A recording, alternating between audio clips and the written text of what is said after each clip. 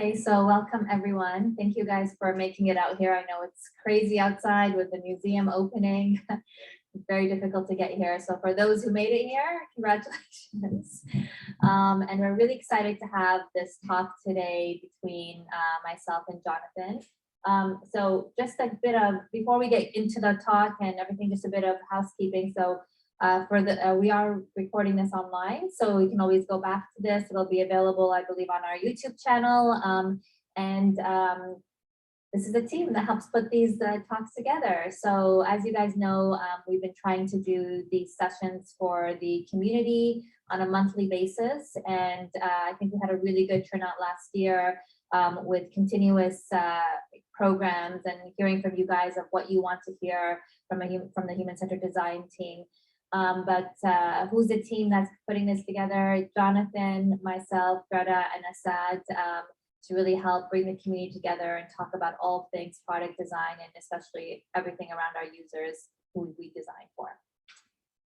So for tonight's talk, please feel free to tag us on Instagram, on LinkedIn. That's our handle, HCD UAE. And we're also going to have Slido on as well. So that's going to be in operation. Is that right, Jonathan? So we just need to.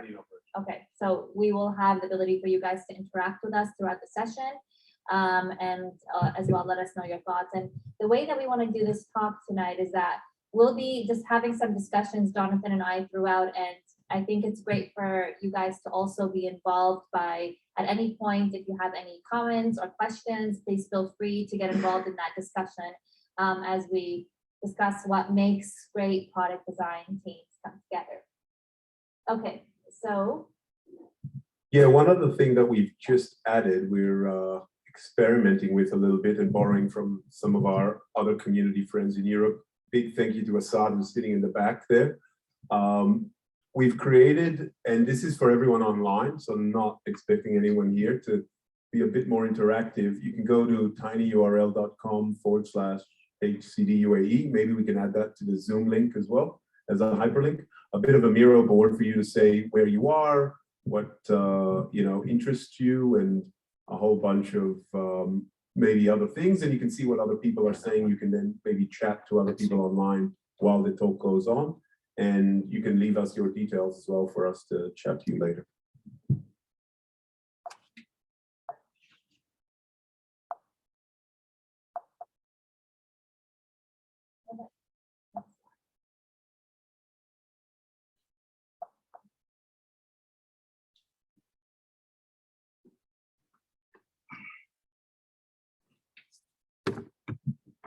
Luckily, we don't need the clicker tonight. There's not going to be a lot of slides. We're just getting the intro out of the way.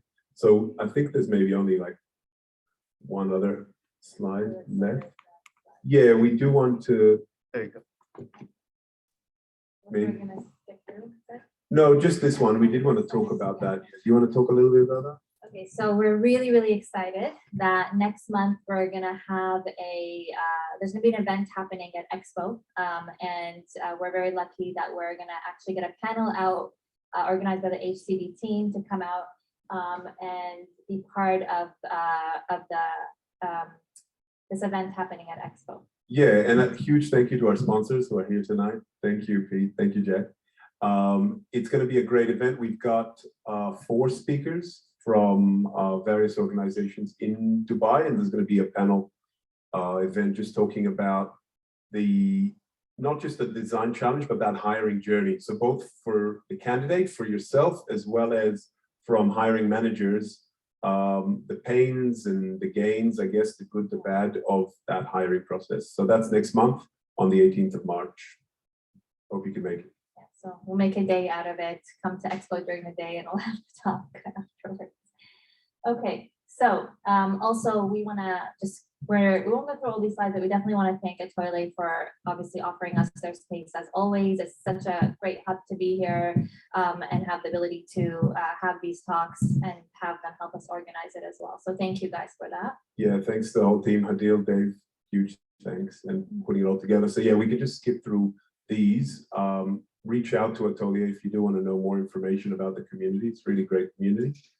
And I think the yeah, there's the details, and here we are. Yes.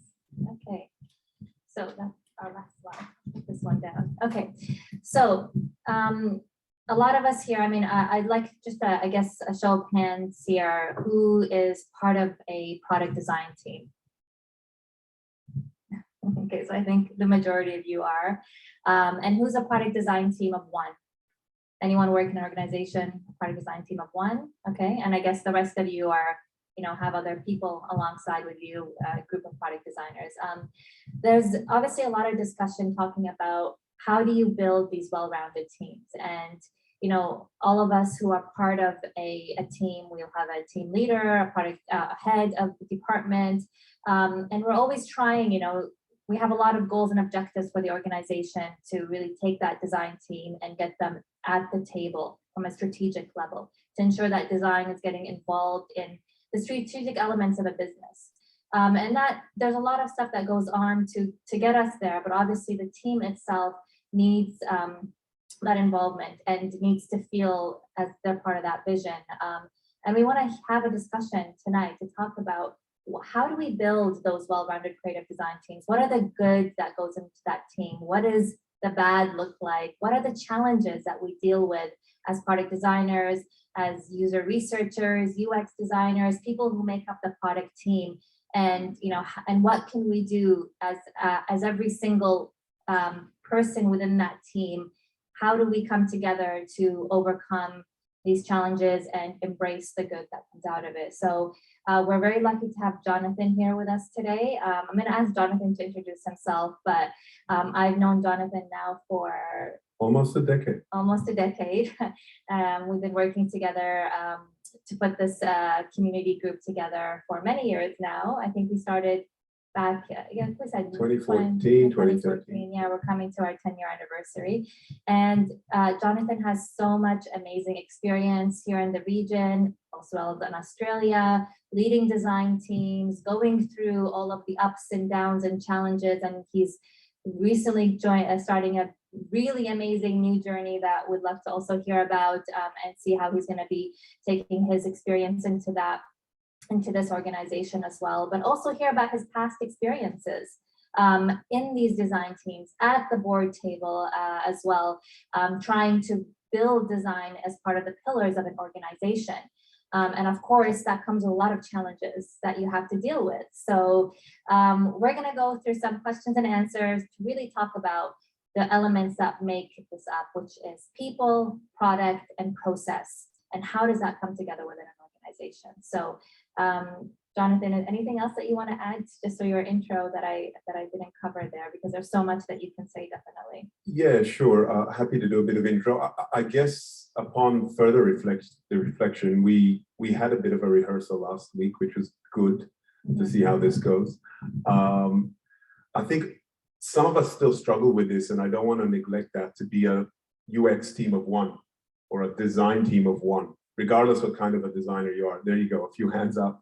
And that's the world I came from, which is a really hard place to be. And I think it's easy to forget that, but it still exists today. So I think it's important to, that's some good feedback I got from Nada was, okay, that's great, but what about the perspective of that one person in a team of one, or in a small team, what is the advice to them? I think, and to go into the intro, I've kind of, got into this thing called UX product design before it became something exciting. I fell in love with the idea of the science and the art of it, but the science of just asking people how to use something and observing what they do, not just gathering a bunch of requirements that somebody thinks are important. And then when you do that, you can start bringing their voice to the table, which is often neglected. And I did that, I don't know, like 15 years ago, which was great. And I learned from some of the best in the business at the time. I was lucky enough to be on courses around, usability testing. And I just left Property Finder. I was there for 2.5 years as the head of product design with a team of 3 back in 2019. And I just left with, 7 or 8 designers and dedicated researcher, and also just maturing what those designers do. And about, as Nada was saying, I've joined a startup called Omnipresent, which is the fastest growing business I've ever been, I guess, lucky and unlucky, because it's a hell of a lot of work to be a part of. And I have to hire from 1 to 20 this year. And I've already created an org chart with buy-in from the top of those 20. So that's why I kind of wanted to do this talk, which was, it's a good kind of reflection point to look at the failures, look at the successes, and just chat about the learnings. So Jonathan, what was the greatest challenge that you had within any of the organizations you worked with in the past that allows the people at the strategic level, at the senior level, really embrace design and really understand that actually the design team needs to grow. It needs to grow to multiple people, multiple designers with different backgrounds, like research. You said, for example, now you had a dedicated resource for research. Sometimes it's a struggle to get that within an organization. Having a researcher, having UXers, having UI designers, product designers, people with different skill sets. You know, what are the challenges and how do you convince the organization to start realizing the importance of building these types of teams? Yeah, great. There's a couple of things. I don't want to go too long. I think obviously the pandemic's a big challenge. I do want to talk a little bit about that. Pre-pandemic, when I joined Property Finder, for example, one of the challenges was exactly that. And it's still at Omnipresent, that's very much a challenge. What is the role of a product designer? A lot of the business, a lot of stakeholders, a lot of our own colleagues see us as just visual designers. We're just that person at the very end of the process that, you know, puts that lick of paint and sprays something beautiful, and then we can ship it, whether it's a digital or a physical service or product. And initially, I think it's not about being overcome by the enormity of the challenge when you have to, you know, do your work in the entire business, but it's about identifying who understands or understands better than others what we do, and working with those people and really being strategic and saying, I'm just going to work with these people. Those that don't, I will deprioritize that. Because if you do try to fight all battles and you don't have the people, as you said earlier, to actually do that, then that becomes really difficult. You're spread too thin and you don't deliver on the promise. So it's about understanding who values and understands that design goes into research, interaction, service, etc. And proving it out, letting your actions speak rather than your words, not doing big lectures or big speeches, but actually doing the work. And if you don't have the people skills to do it, then do it yourself. If you're a team of one, do it yourself. And again, I think it's more about asking for forgiveness, not for permission. And that's the same with the researcher. How did I bring in a researcher? It was something that came out of the pandemic, a benefit, but I had an existing headcount by chance, and somebody left. And it was about prioritizing research and saying, I will show the value by actually doing deeper research than we had done before, as opposed to, you know, like I managed to convince someone. You know, I think that's really important as well. You know, we can listen to meetups, we can read books, and then just try to apply that. Yeah, I mean, that's a great point. Actually, I can totally relate to that. When I was at YAP, when we were looking to hire a user researcher, she's here actually with us in the audience. She actually applied for product design role. And at the time, I didn't have the go-ahead to actually hire a user researcher.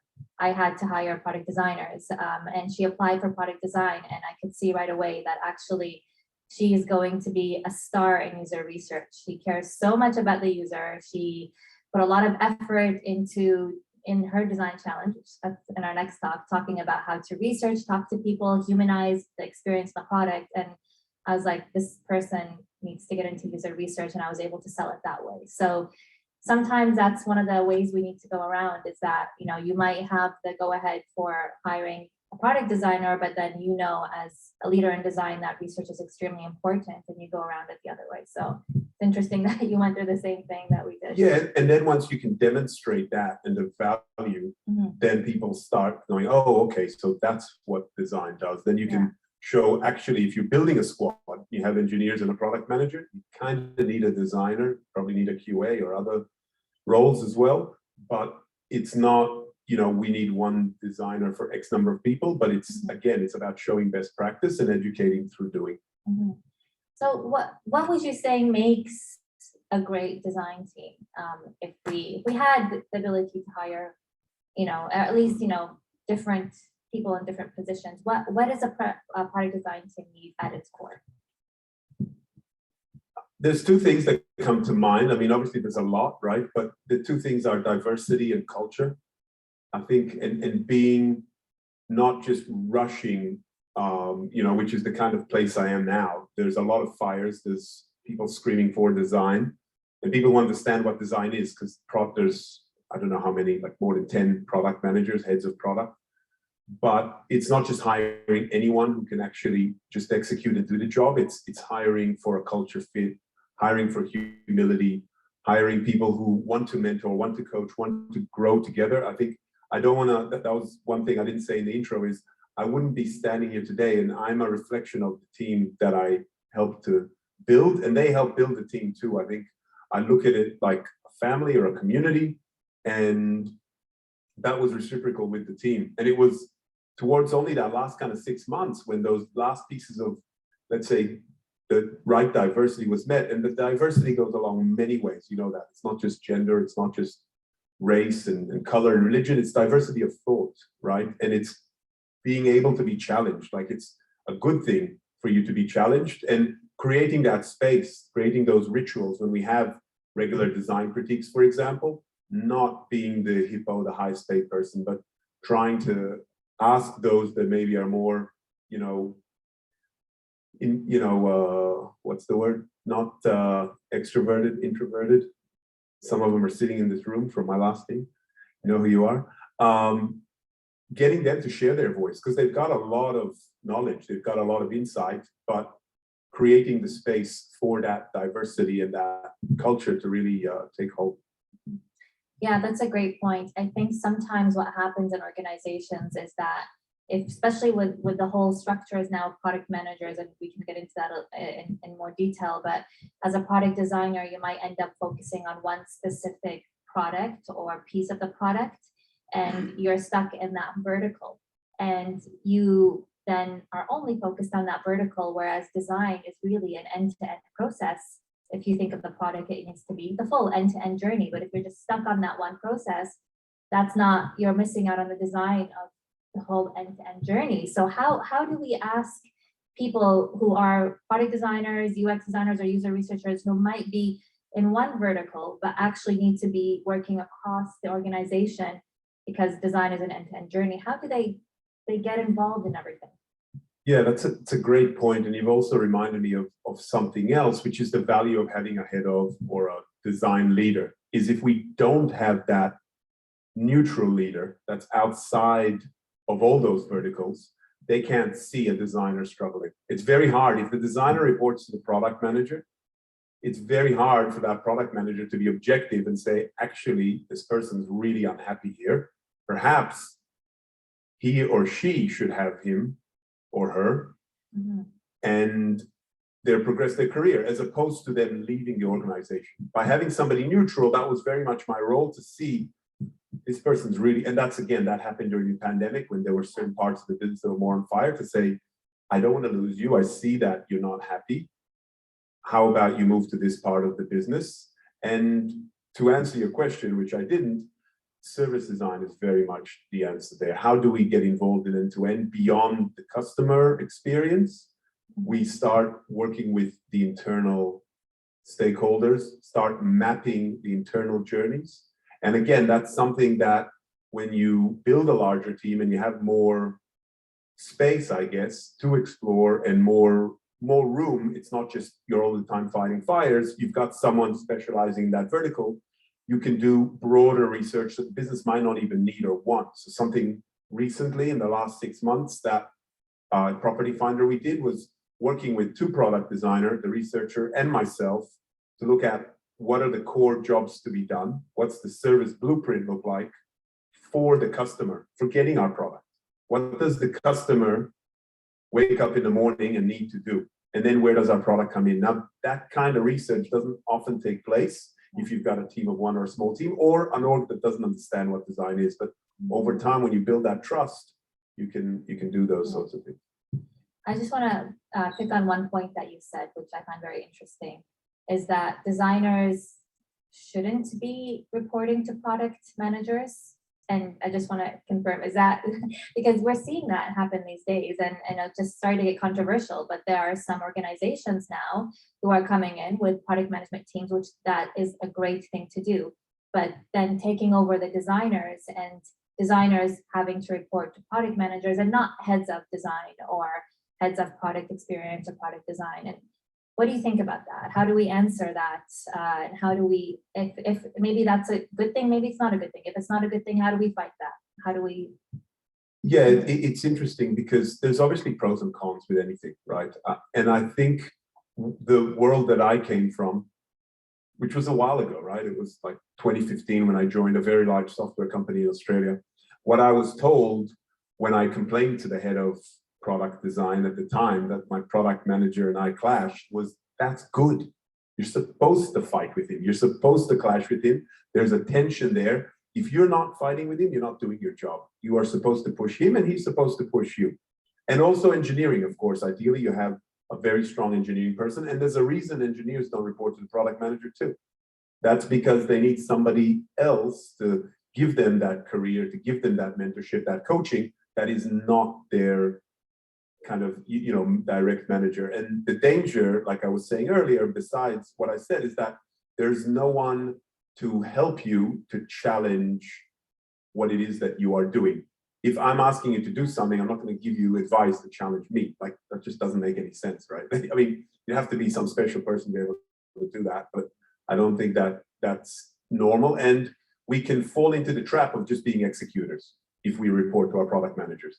They will treat us, unfortunately, engineering is treated this way a lot of the time. It shouldn't, but it is. Not as the strategists, as the thinkers, as the researchers, but as the executors. Here it is, just do this. If they're sitting in a critique, it'd be very hard for them to be, not partial to giving you, just, can you just fix that or fix this, which is not the point, of course, of a design critique. That's obviously my view. I'm sure there'll be a product manager who disagrees. Can you talk to me a bit about the end-to-end of a product? What's the what kind of behind the line visibility that do we need to have to ensure that we're creating great experiences? Do you mean the role of a product designer? Yeah. So, I mean, this is an interesting one, which Nada and I spoke about. It's one that I'm grappling with myself right now, because I am looking at creating 4 sub-functions underneath myself, which is great to have that kind of buy-in and that kind of budget. Product design, design research, service design, and content design, or UX writer, right? So I'm looking at those 4 verticals. However, yes, there's overlap between research and product design. Yes, there's overlap between service design, and there's probably overlap. Content designer can do some research too. And if you're in a small startup, you're sometimes often playing a lot of those roles. And there is no magic formula to when does a researcher, for example, get involved with a product designer. Now, again, the world I came from and my belief is that, and this is some of my learning, which I think sometimes I'm maybe a little bit too intense or push a little too hard on a product designer to be end-to-end. But we're kind of looking for T-shaped designers who can understand and dabble in the end-to-end and can go deep. But it doesn't mean that everybody has to do research. Some end-to-end product designers aren't great at research, don't want to do it. We shouldn't force them to do it. It's okay for research to be done by a researcher or a partnership with a product person. I think it's just, the core thing is understanding, and at the bare minimum, let's say, do usability testing, but maybe not broader research. But I don't think there's a right or wrong formula. It really depends on the people you have and the kind of business and the startup and the pace as to what makes sense. If you do have a luxury of having large teams and there's a lot of squads, you kind of need these all-rounders who can do end-to-end, because you might not have the luxury. It's hard enough to convince to have a one-to-one relationship between design and product, for example. Never mind having a researcher on top of that.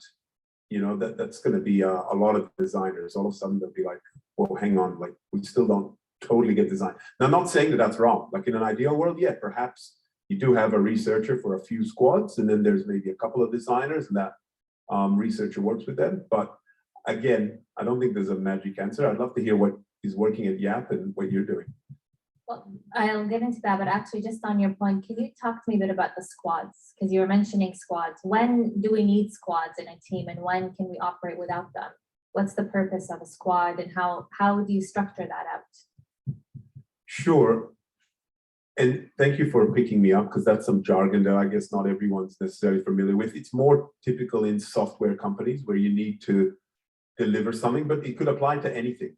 Typically, a squad is a product manager, a designer, engineering, and ideally like a QA as well. Perhaps a business analyst, depending on how deep you go into something like service design. So there are areas where, yes, the business analyst makes a lot of sense because product designers don't necessarily love to get into that super fine detail of process.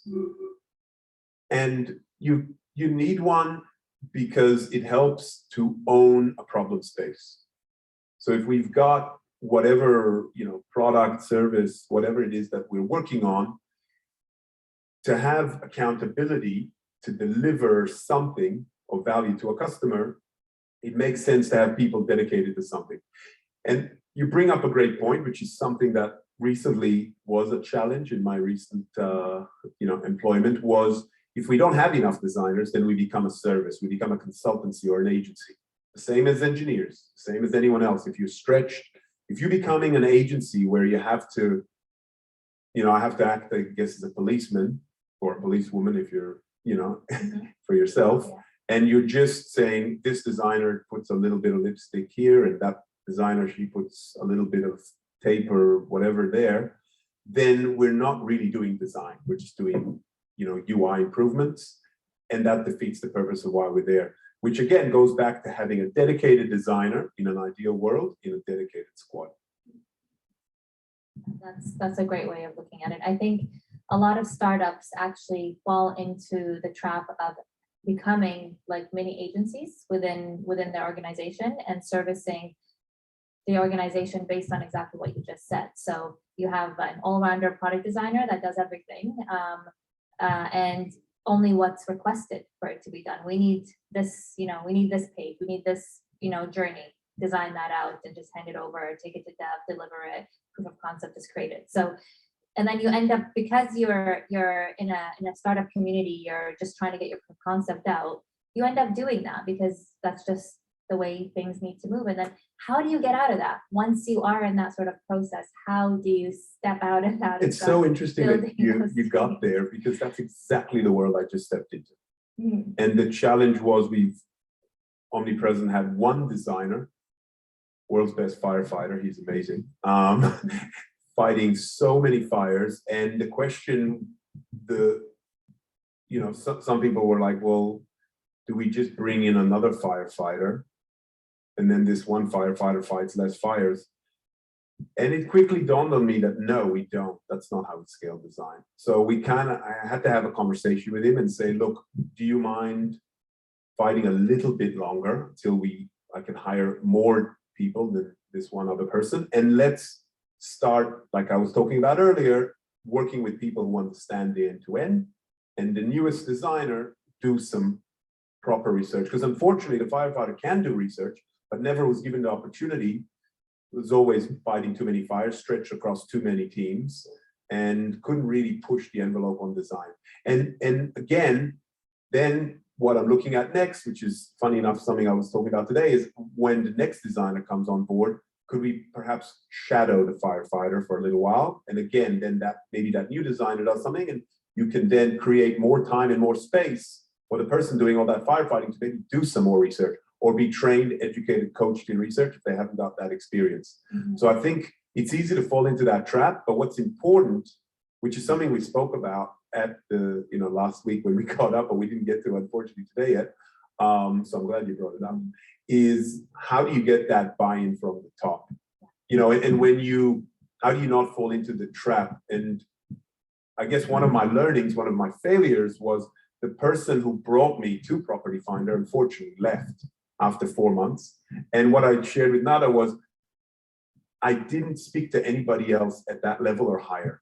So I didn't know if I had buy-in into product design, into UX design, into why I was there. it's a lot to move a whole family from Australia to Dubai, and you need more than that one person. That's what Nada shared as well, was that you should be speaking to the C-suite. You should ask, even if it's not part of your interview process, or to another senior manager, to just kind of make sure that it's not just one person who understands why you're there. Because if that one person's leave, then, and like no one can tell the future, of course, but you need to ensure that there will continue to be that growth that you were sold and you're expecting to see. There will be more designers coming to the startup, so you don't fall into that trap. So what's the advice to designers in that position right now? How do they get around the table to meet to C-suite or to senior managers? What can they do to say, okay, I've completed some design work. How can I be part of that conversation? How can I be part of that presentation? How can I make sure people know the work that I've done and, be able to get into that seat? Yeah, it's a really good question. I think to the point you made to me last week, it starts from the very beginning, before you join. When you're talking to a recruiter, even before you speak to anyone in that organization, do your homework. Add everyone in that organization on LinkedIn, ask them questions. I recently, for a role that I didn't get, I was surprised how open this complete stranger was to sharing how excited he was about that organization. And do people understand or not understand design? He wasn't a designer. Everyone shares these days. I think my advice is to do more homework. Don't be naive. The other thing, if you're already there, is definitely what we spoke about around show the value. So maybe do some research, maybe do a bit of extra work or a bit of usability testing if you're not even doing usability testing in your org, and show how that can impact your objectives, how that can impact your roadmaps, your direction. And ultimately, if all else fails, that's the other lesson I learned, leave. Life's too short.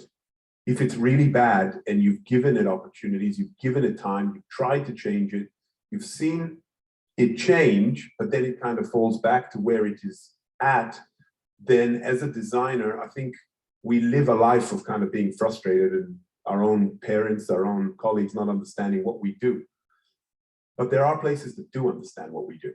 There's places like Yap where you've flourished and you've grown, and there are other places, and there's pros and cons, and those places change as well. But I think my message is the market is booming. We've got some recruiters here. If you don't have, speak to them. If you don't have a partner. Not the Yap guys. Don't speak to them. All of my team's remote, so it's all good. Hopefully they're not online. I'm going to speak to them.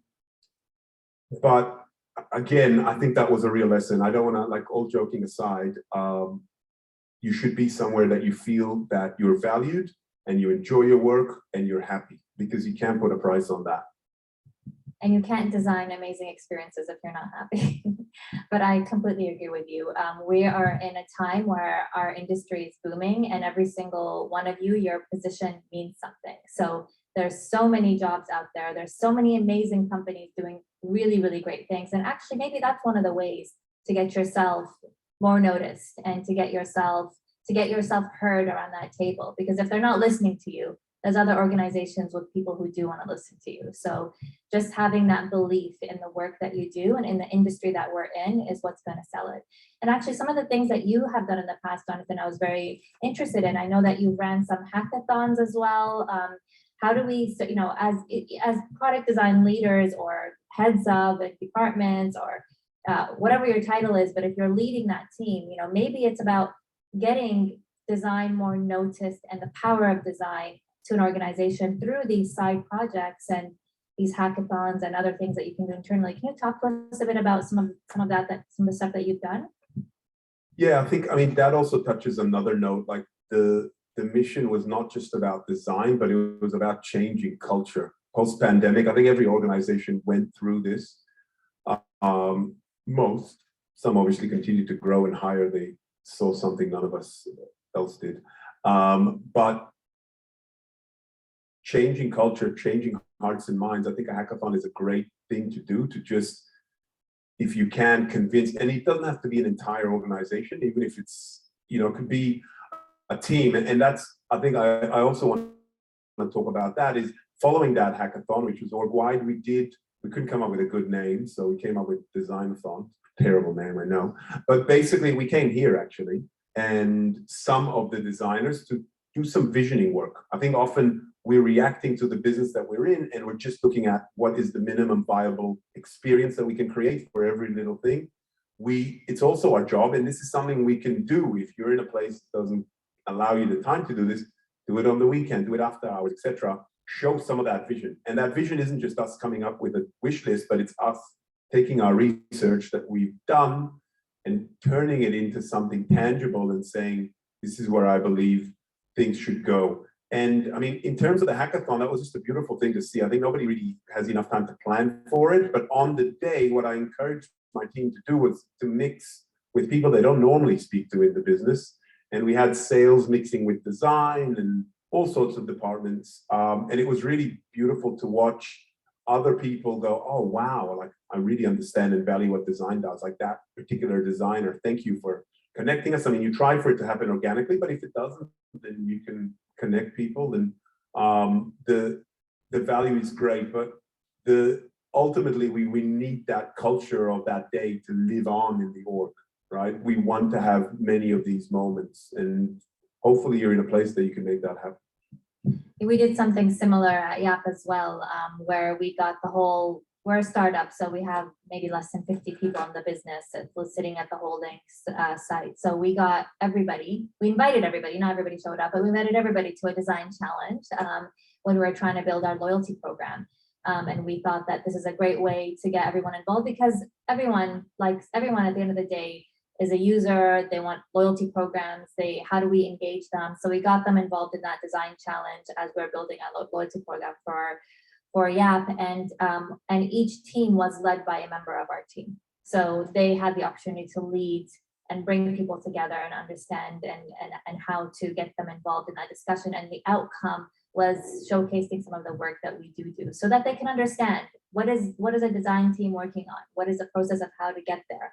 And I think that becomes where they get to value the work that we do a lot more than just expect us to do pretty designs and colors and things like that. So that's another advice, is just whatever you can do, something small that we couldn't take the whole day, but we could take a couple hours out of the day, and we're able to do that. You're doing something little, but it could have massive impact. Yeah, it's a great point. And I mean, and that goes the same for things that you read in a book or that you watch in a meetup, like a design sprint, a workshop with your colleagues you have input into.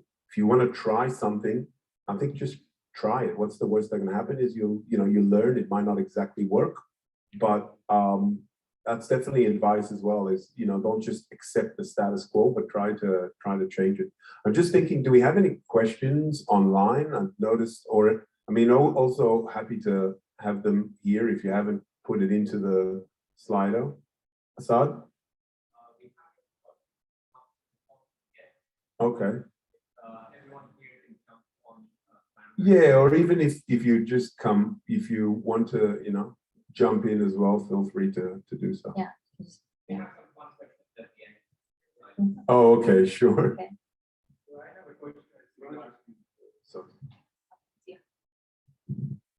So my question is regarding like you have mentioned how to build the well-rounded effective teams, design teams, but what are the factors that define the effective design team, and how we measure the effectiveness of a product design team as a whole? Great question. My personal view is it's not about business metrics or numbers or dollars or cents. It's about people, and it's about team engagement, team happiness. If a team is happy, they could do anything. They could do property, they could do fintech, they could do anything. And that goes beyond product design teams. And I guess the way to create that is some of the stuff we've been talking about, but creating those rituals. We didn't really get into this, but having retreats, for example, having offsites just for design to work on what our principles are as a design team. What do we value? What do we look at the future as? What does our future org design look like? About more than 6 months ago, 7 months ago, halfway through last year, the Property Finder product design team, we went away. I shared what a product design team looks like at Facebook, at Google, at Spotify, Airbnb. And I asked each member to design their own org structure. This gives that buy-in into the future. And we obviously, we designed, we researched, got that feedback and tried to influence change. We looked at our design system. I'm sure everyone's looking at that or working on that. So again, time for designers outside of work to talk about this, the good, the bad, where are we going with this? We talked about our research system, our repository, our library. We have a global taxonomy, our tags, probably getting into too much detail, but that's okay. And again, it's an opportunity for designers to work on the things that they enjoy, those side projects outside. And those are some of the ingredients to build great culture, obviously caring about people. And if you see someone unhappy, moving them somewhere else. If we shift the business metrics for a second, I think that's another important one. I was able to change from NPS to CSAT, customer satisfaction. For those of you who don't know it, thinking about your needs for this particular job to be done, how would you rate this experience? And that was put into the actual product. So there was something like, I don't know, like 9,000 responses, because obviously it's a heavy traffic website. And then getting some of that feedback to drive some of the change. So it's not just the qualitative research we do, but introducing quantitative metrics as well. But again, I mean, we didn't really speak about product. I guess there's some of those core things. So I'm glad you asked the question, good question. Like time on task. So looking at, and just that, the other thing I did like in early 2000, which I've done in, I think pretty much every org I've been in, is how often do we usability test our websites? Not from a specific point, but from a holistic job to be done. Whatever it is that your business does, how often do you ask your customers, thinking of, whatever that job is, how would you go about doing this? How would you go about doing that? Those core jobs don't change from year on year. We might build new features, we might build new things. Unless you pivot the whole business, people are coming to you for the same reason. And that is something you should test at least every 12 months, if not every 6 months, and it should drive your roadmap. Now, often you're not being asked to do this as a designer, but if we do this, and if we do this not just to our own product, but to our competitors' product, we can then give some realistic views on something scientific of how we measure up against our competitors. And again, that's something that I was able to introduce, and it's a good reminder because we get into new businesses and we're too busy fighting the fires that we're given to actually do things that we believe should be done, not just what we're told. So great question, thank you. Answer it. Anyone else? Okay, so can you, because there was a point that we were talking about a little bit earlier when we talk about how design is sometimes asked to be a service within an organization. How do we fight that? How do we change that? How do we, get our, and I know, Jonathan, you've gone through that in your experiences with these past organizations. How do we deal with that? It's really hard. That's a really, really hard one. I mean, what I did, which worked, I want to crack a joke. I'm sure nobody will watch the video after. I left, and that changed everything. Because that's what we were fighting with in maybe 6 months ago. And it was almost, not valuing and understanding the role of design. And then suddenly by me leaving, what that created was a focus on, oh my God, do we need design? Do we not need design? What happens if we don't have a head of design? Do designers go end to end? Or do they just, and I'm not saying it's fixed, I think, speaking to some of my old teammates, but I think we just need to highlight, again, the value, and perhaps we need to say no. That's the other big one.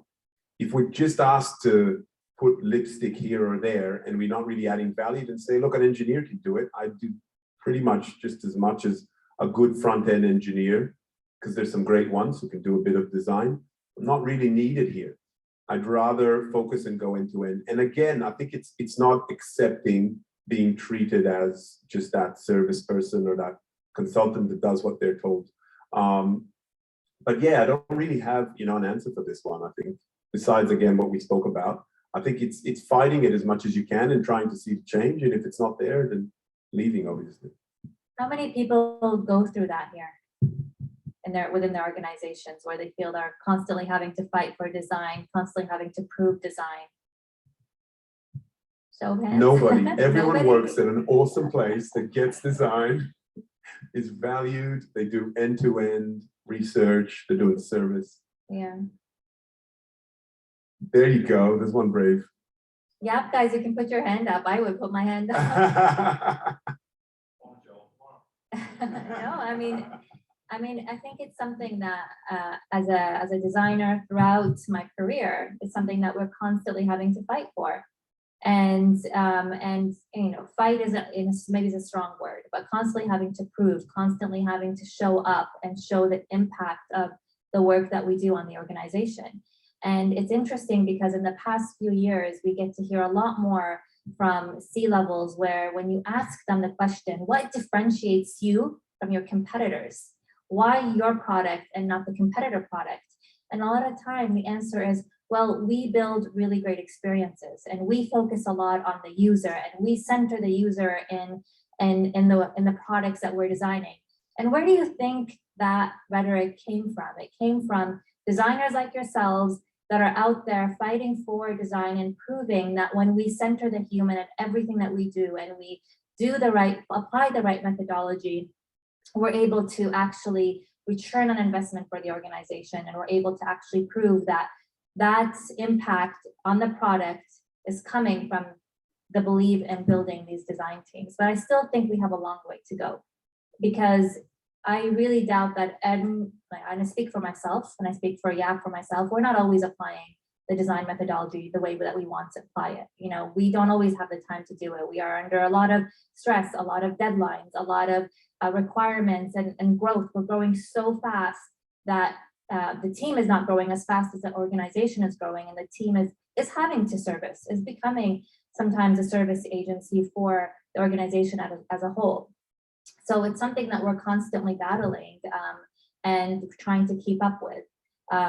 But, you know, so I experience this. I think my team is experiencing this, and it'd be interesting to hear from others if they are experiencing this and how they're dealing with it, or if things are going great, how are you guys making it go great as well?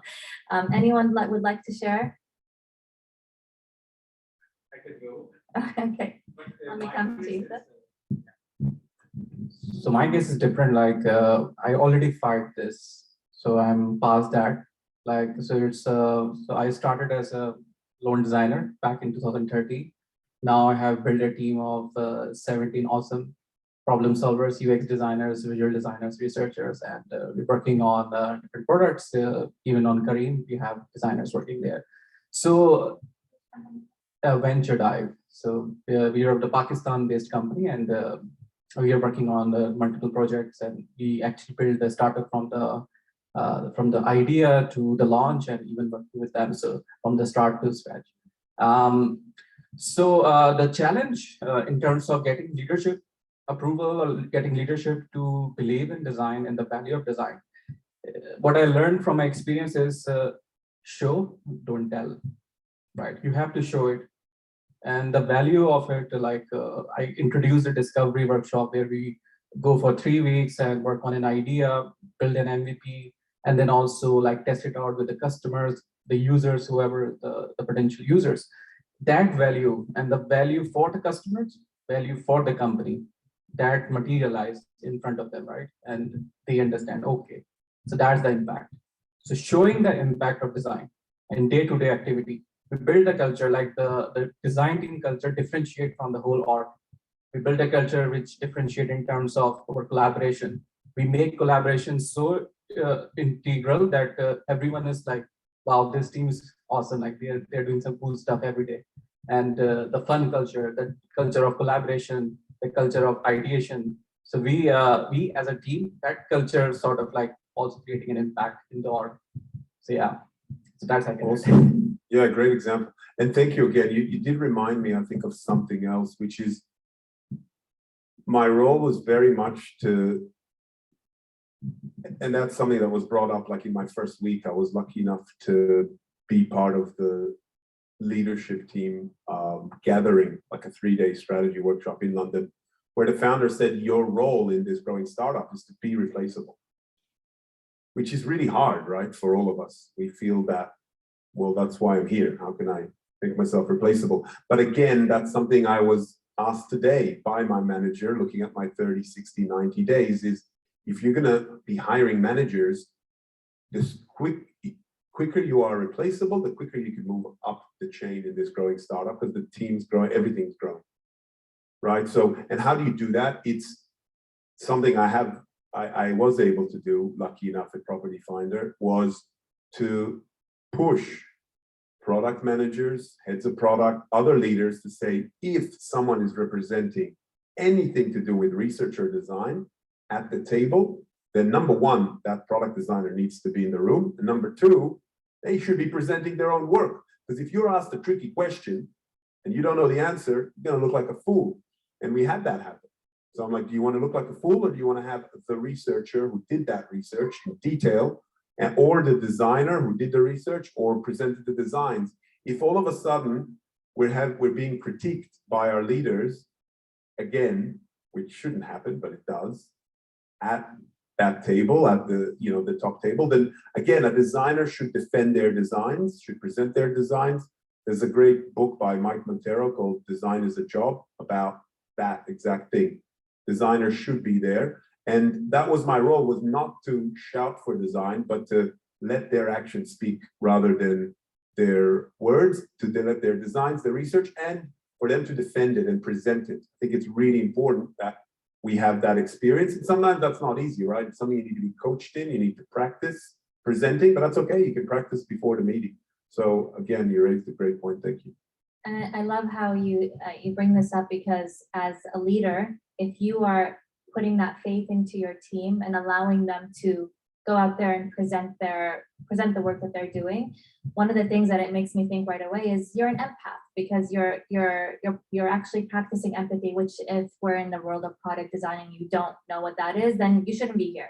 Like as UX designers, UI designers, researchers, the base of everything that we do is to empathize and understand our customers. And that quality should apply to everything, not just when you're designing for customers. It's also for when you're dealing with your team. It's also for how you present to the organization and how you convince and how you move forward. So that's a great quality of a leader in this industry as well, because you're also empathizing with the team and allowing them to take that step forward and grow, which is really great to hear. And I really hope that everyone wherever you're working, whatever level and stage that you are working, is to also look for those qualities in your leaders and in your managers, and ask for them and demand them. And if they're not there, and that's another point, go look elsewhere, because you should value what you do and you should be valued as well. And it will show when you're being asked to be around that table and present your work too and defend it. I think the other point as well, which we sometimes fall into the trap, I guess some of the failures and some of the learnings, is process, which we didn't really talk a lot about. And it's something I'm very conscious of. I was sitting in Nada's shoes, and I had a CPO and a VP of product from two very large software businesses here in Dubai. And they just reminded me, again, something I've known, but sometimes something we often forget: we cannot fall in love with process. We cannot deliver value to a customer with process. We need to throw away process. We need to throw it in the bin. The moment that it is not actually adding value, we should get rid of it. We need to remember to do just enough to get to the job. And if people are seeing us as just loving our process or just doing process, then that's not going to win us any favors in the bigger business. And something I've, again, very conscious of is not introducing process for its sake. Really, again, don't be that, pull in the China shop when you join a business. Learn the business, listen, take the time to interview as many people as you can in the beginning, and then introduce process where it makes sense and the minimum viable process, and be very careful with how you introduce it. Introduce it to, your family, your village, before you introduce it to the whole org. So to design and product. I think that's another key learning. Completely agree. And again, going back to us as UX designers, UI designers, researchers, we're always trying to actually simplify, right? That's our job, is to make and create the most simple, easy to use journeys, and apply that as well to the work that you do as well, because there you go, you get rid of complicated processes or unnecessary processes by just always keeping that simplicity mindset when you are designing. Cool.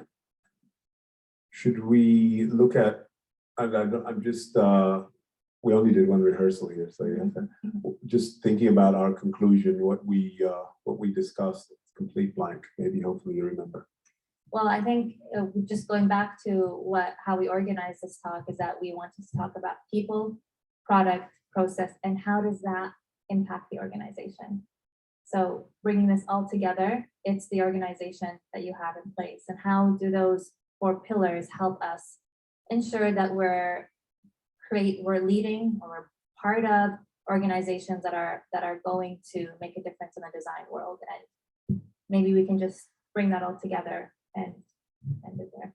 Yeah, I think one thing that is easy to not talk about is org design, right? We can dive into our specialty and talk about product design or just UX or design and the sub functions of that.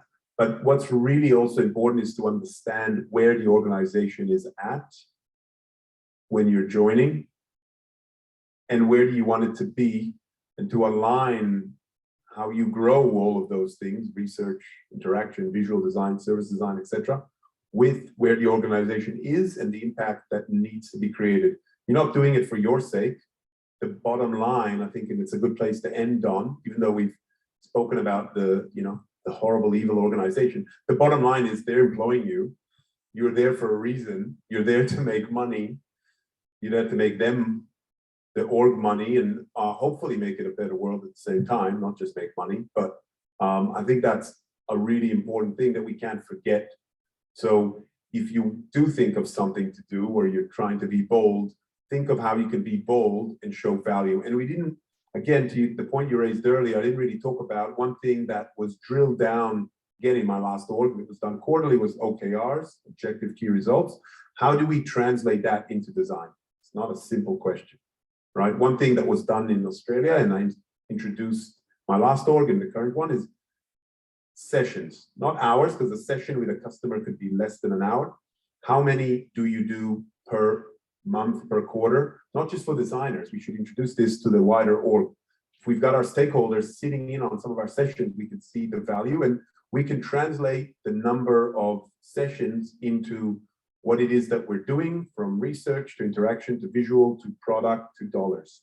There is a correlation. It's not simple, right? Not pretending that it is, but I think it's a really good note to end on, which is make sure that you think about and you research how we translate design into the bottom line, and we apply everything that we spoke about tonight into the org, and actually making it a better org, not just for ourselves, but for the sake of the organization too. Yeah, that's an amazing point. So thank you so much, Jonathan, for that. Does anyone have any questions or want to add to what Jonathan just said? Sounds good. Sure. Do it the mic so they can hear you online. So the question on the Zoom call was, how do you get buy-in from the C-level executives?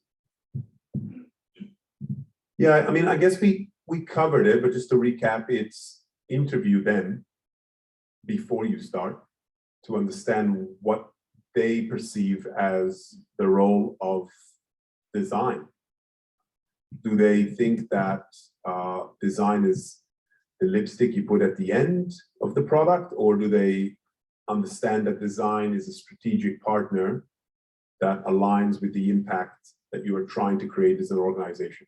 You could gather that pretty fast. And again, if you haven't had the opportunity to do it before, then like we spoke about, it's show, don't tell. Don't do big speeches, deliver value. And again, that's very much the strategy that I'm using right now, which is there's so many fires and there's so many new areas of the business. I'm just going to jump in and do some work because there's too many fires for the designers that are there.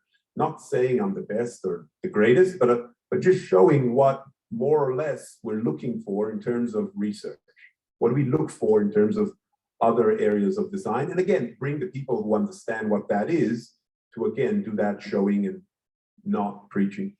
And to add to that, one of the things I would recommend is ask them what is important to them. What is their goal? You know, we as again, you got UX people, we go and we speak to customers and we find out what are their needs, what are their pain points.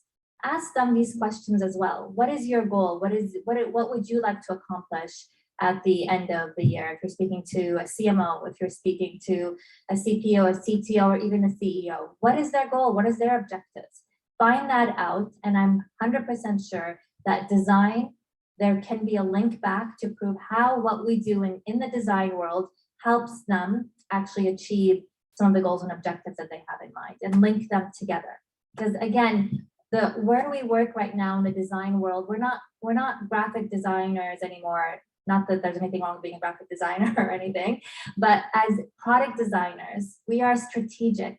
We're not designing for the sake of design. We're designing to make a difference. We're designing to make an impact.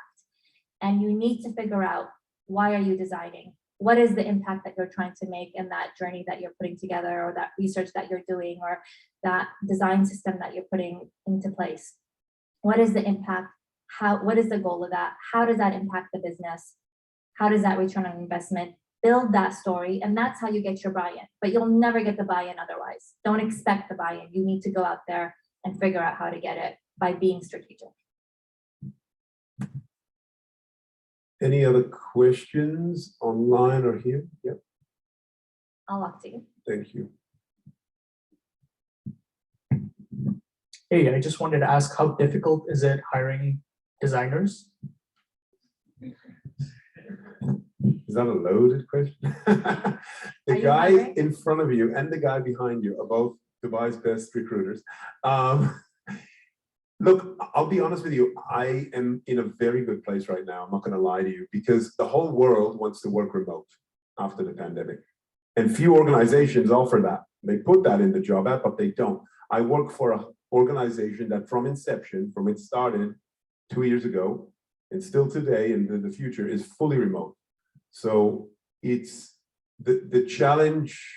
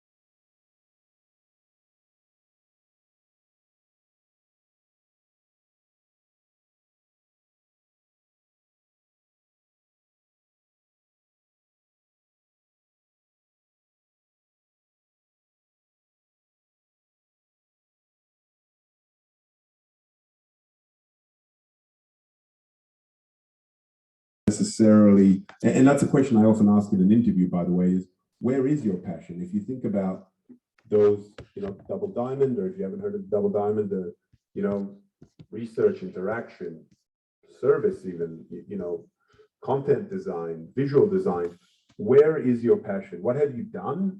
And also, where is your passion? Where do you sit? Because as we expand, I mean, I didn't talk about it, but there becomes a need for a dedicated design systems person or a visual product designer. As we have a much larger team, it makes sense. And again, when that is, depends on the org, depends on how you look at that. Again, it's the same as a researcher, right? So I think, I don't know if it's a great answer, but that's the ultimate one. It's where you're happy and not being forced to do something that you don't want. What are your thoughts on that? Yeah, I think I would just echo that. I think you need to ask yourself where you want to be. What do you want to do? What makes you happy? What are you good at? Or what do you want to learn? Maybe there's something maybe you are really interested in, moving from, product design of leather to actually product design of digital products. And if that's what you're interested in, go out there and get that experience. Speak to recruiters, let them know about that shift that you want to make. And if you can, find yourself a mentor in that space, because that will really help take you and lead you into the right place. And mentors are extremely important to try to build those relationships, and hopefully they can help you get there. But if you're making quite a shift from leather goods to retail, okay. Regardless, I think it still applies of making sure that you know what you want, why you want it, what's the purpose behind that shift that you want to do, and making sure that you have your story to back you up, because this new place that you're going into, they want to understand why the shift. And if it's only because, there's no opportunities in the other one, that's not good enough story. We need to understand the passion, we need to understand the purpose behind what you're trying to do, and along the way, find the right mentors to help support you to get you there. I just wanted to add as well, thank you for that. There's some really great resources. I'm not gonna, name names, make him feel uncomfortable, but there are mentors in the room. I think it's AdaptList is one of the organization. There's also designed.org, which is a US but global organization. You can find on Slack.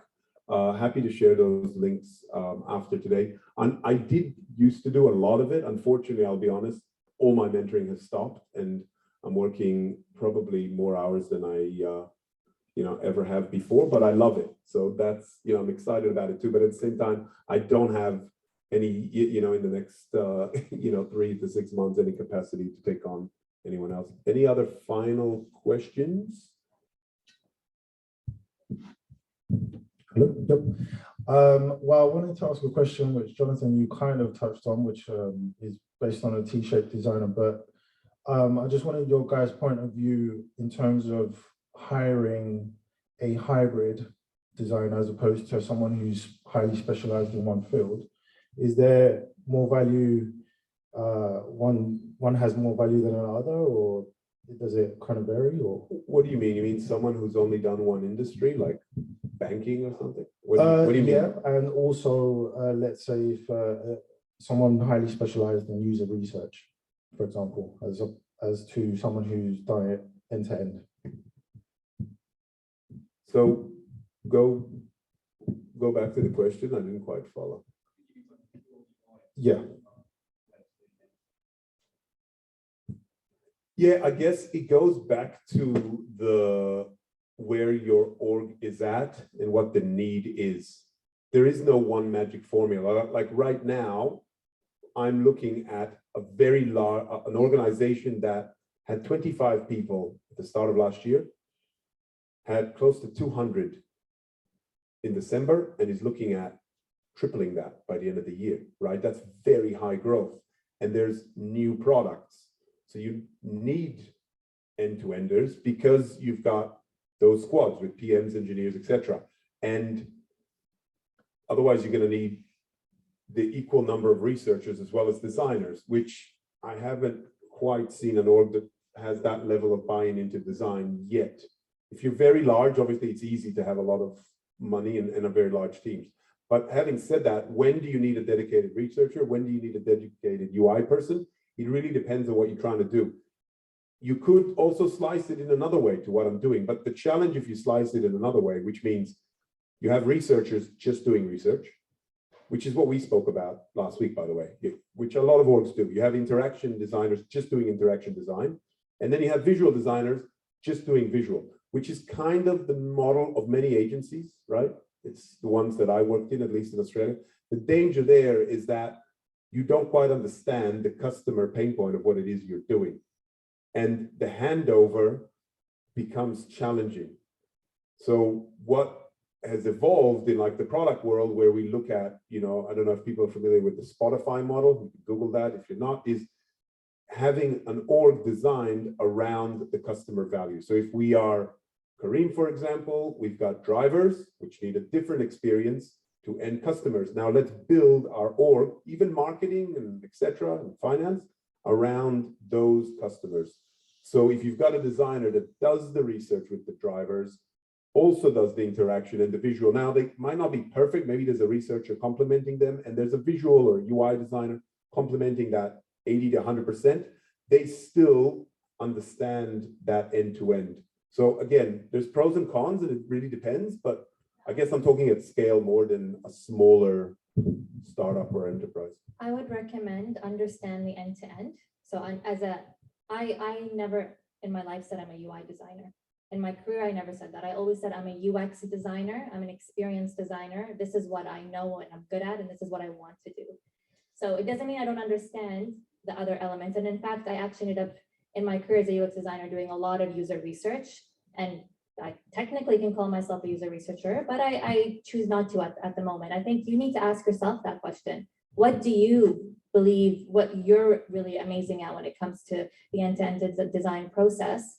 And go with that. It doesn't, but understand everything that makes up the full design process, a design methodology that we have, from research to UX to UI, visual, interaction design, service design. It all comes together. Understand it, get to know it, but ask yourself what you really love to do. And when you go out there looking for that position, sell yourself on that, because that's what hiring managers are looking for. They're looking for the passion, the skills, and also the focus that you want to grow in a certain area. That would be my advice in that space. Cool. Great. We are out of time. We can have a no, we can't have any debrief. If you want to network or anything, please. I'm getting the signals. Thank you very much if you are still online. And thanks for everyone who came. Really, it was a lot of fun. Thank you, Nada. Thank you, Jonathan, for sharing all your experience. Thanks, everyone. Amazing. Thank you, guys. Don't forget, March 18th. Expo. So there's going to be a lot happening, and we're partnering with Acid. Is it called Acid? Acid Social. Thank you. Acid Social, as well as Atolia. So Atolia is going to have a panel. We're going to have a panel. Acid Social are mostly about DJing and partying, which is also a fun thing. These also great designers. And yeah, everyone welcome. If you're going to come to the beginning, the middle, the end, or the whole night. I think it's a Friday night, March 18th. So yeah, it should be a lot of fun. It'll be nice to take what our little hidden community of Dubai to the Expo kind of level. It's a really beautiful space as well at Expo. So I hope to see you all there.